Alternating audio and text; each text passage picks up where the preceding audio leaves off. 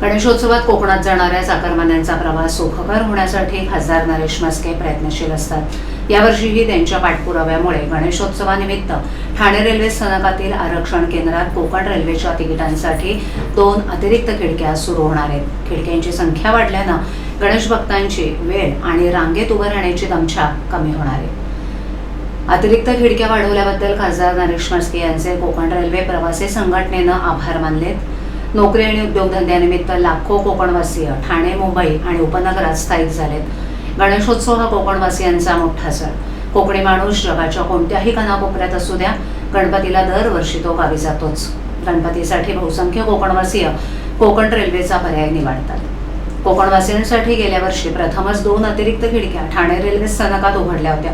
यावर्षीही ही सुविधा मिळावी यासाठी खासदार नरेश म्हस्के यांनी मध्य रेल्वेकडे 29 मे 2026 रोजी या संदर्भात पत्रव्यवहार केला।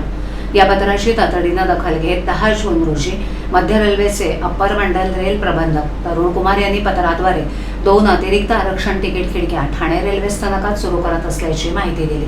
11 जुलैपासून या 2 अतिरिक्त आरक्षण खिडक्या सुरू होणार आहेत। सध्या 5 आरक्षण खिडक्या 2 सत्रात सुरू कार्यरत असून 2 अतिरिक्त खिडक्या एकाच सत्रात सुरू होणार आहेत। 7 आरक्षण खिडक्यांमुळे आता कोकणवासियांची वेळ वाचणार असून रांगेत जास्त वेळ ताटकळत राहावं लागणार नसल्यानं प्रवासी संघटनेनं आनंद व्यक्त केलाय।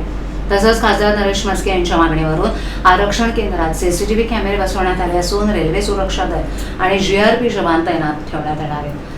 खासदार नरेश म्हस्के यांनी अनेक रेल्वे विषयक प्रश्न मार्गी लावले असल्याबद्दल प्रवासी संघटनेनं समाधान व्यक्त केलं।